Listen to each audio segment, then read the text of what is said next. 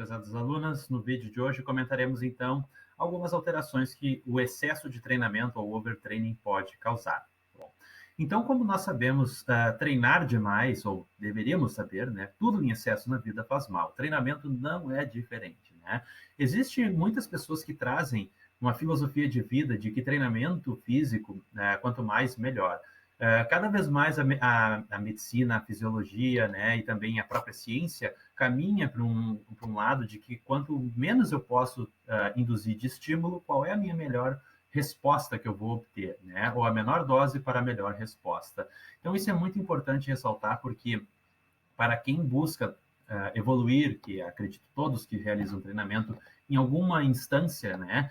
O treinamento físico pode ser também uma faca de dois gumes. Ele pode ser extremamente bom para N motivos, né? Para prevenção de doenças, aumento de qualidade de vida, mas quando realizado de forma em excesso, como tudo na vida, ele pode efetivamente levar para o outro lado. E é aí que a gente comenta sobre o overtraining. Overtraining, então, é considerado uma síndrome.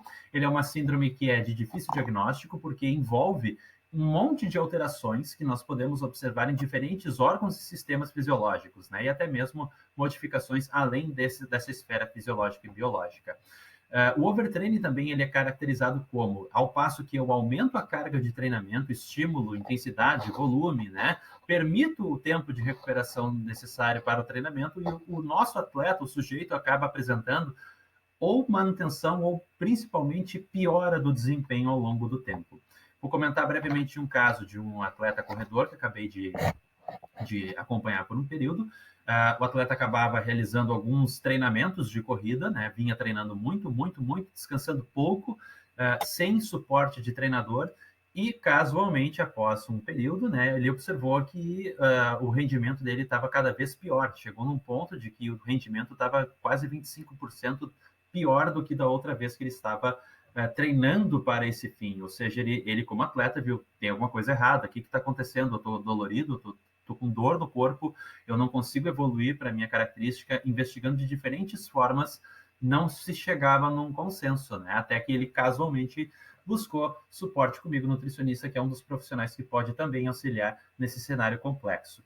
Então, o overtraining, ele é um processo que ele é diagnosticado pela equipe, eu diria assim, que vai estar atuando com o atleta, especialmente com a queda de desempenho. Mas o que mais que pode ser acompanhado para outras alterações, né? Primeiro, modificações cardiovasculares, né?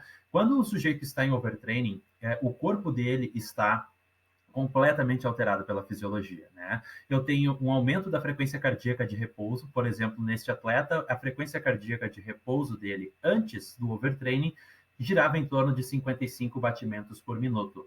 Quando ele ficou deitado na cama, quando a gente pediu orientação, eu e o médico do esporte, para avaliar como é que era essa coleta de frequência de repouso, a frequência de repouso dele, 10 minutos parado num ambiente, né, totalmente controlado, sem som, estímulo sonoro, visual, chegava em torno de 125, parado, deitado, né? Então, isso gera um processo extremamente ruim. O sujeito sentia que estava alterado, mas a frequência cardíaca de repouso não deve ser tão alta, ainda mais para um sujeito treinado, né?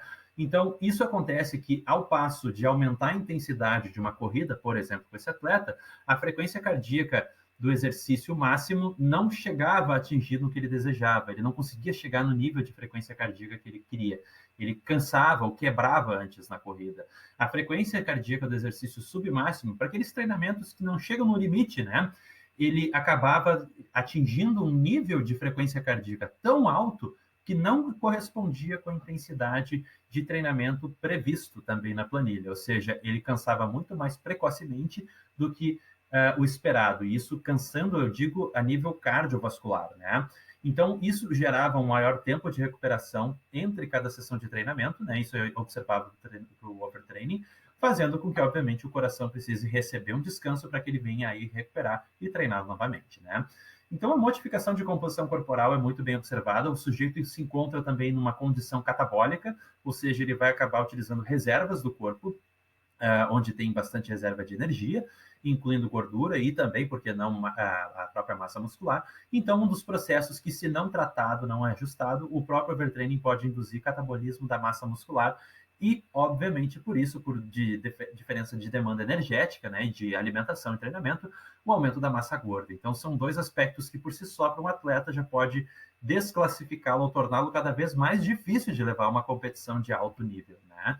Outro aspecto importante também observado no overtraining são modificações clássicas também relacionadas à psicologia ou comportamento, né? O sujeito pode observar menor apetite, menor vigor, se encontra cada vez mais e mais desmotivado, isso é uma bola de neve, obviamente, né? Tu como atleta que treina para esse fim por muito tempo com objetivo, com provas, né? Acaba vendo que o teu corpo não responde da melhor forma, teu treino é parado no meio antes de tu conseguir terminá-lo por cansaço, então isso desmotiva, gera uma instabilidade emocional muito grande, e para aqueles atletas que vão acabar competindo, chegar no nível máximo, acabam inexoravelmente muitos deles sentindo medo da competição, né? Então, todos esses processos psicológicos e de comportamento, por si só, já acabam reduzindo muito o desempenho numa prova. Então, além de mudanças cardiovasculares, eu posso observar mudanças também hormonais, né? Todos os hormônios anabólicos, incluindo também o hormônio do crescimento, testosterona total, testosterona livre, acabam se tornando reduzidos em situações normais. Então, pode ser muita redução? Não necessariamente, não existe uma regra para todos os atletas. É muito individual a sua resposta hormonal. Mas o que nós sabemos é um aumento também do ACTH e também do cortisol, também, que esses hormônios estão relacionados com o aumento do estado catabólico constante do nosso atleta. Então, uma das relações muito importantes que nós podemos observar no overtraining é a mudança do estado catabólico gerado nisso, né? Como é a relação da testosterona total dividida pelo cortisol coletado pelo sangue, especialmente, né? Então, quando nós obtemos um atleta que estás acompanhando um atleta que possui um risco de estar diagnosticado com síndrome do overtraining, o principal marcador que nós temos para observar, né, se ele está com overtraining ou não, é redução de desempenho, né? Nenhum dos marcadores bioquímicos vai ser tão importante quanto a mudança do desempenho. E por isso é importante ter uma planilha e saber qual resposta esse atleta observou. Se ao passo que eu esperava que numa planilha regenerativa, onde o atleta tinha ali menor carga de treinamento, menor volume de treinamento, justamente para poder chegar num outro nível, para poder ter um novo mesociclo, microciclo de treinamento mais abordando específico para uma prova, o atleta piora a condição, opa, tem alguma coisa errada que o treinador já percebe, não tá muito certo, né?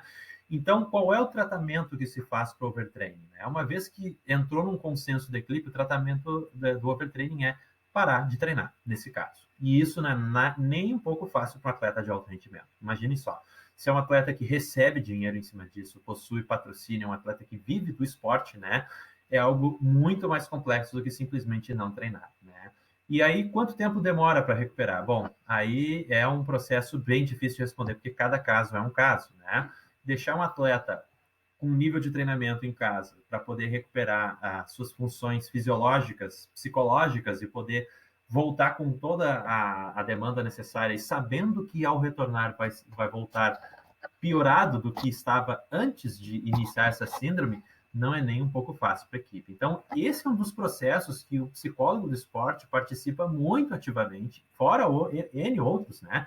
Mas que o overtraining é muito importante observar que com a redução do apetite, o nutricionista do esporte tem que priorizar para alguns ajustes de alimentação.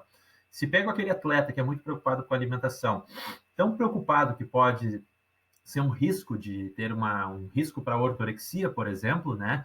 Eu vou ter que também orientar junto com toda a equipe, com outros profissionais, a também saber escolher alimentos que forneçam mais combustíveis, né, para esse período ruim. Mas o overtraining não é nada fácil, a incidência acontece bastante em corredores, atletas de alto nível, né, e aqueles que também, quanto mais treinam, não respeitam a recuperação, é um processo que tem tudo para acontecer. Então, muito cuidado, porque dose, ou tempo, estímulo, volume, intensidade do treinamento é o que vai determinar a nossa adaptação. E muitas vezes pode ser uma faca de dois gumes.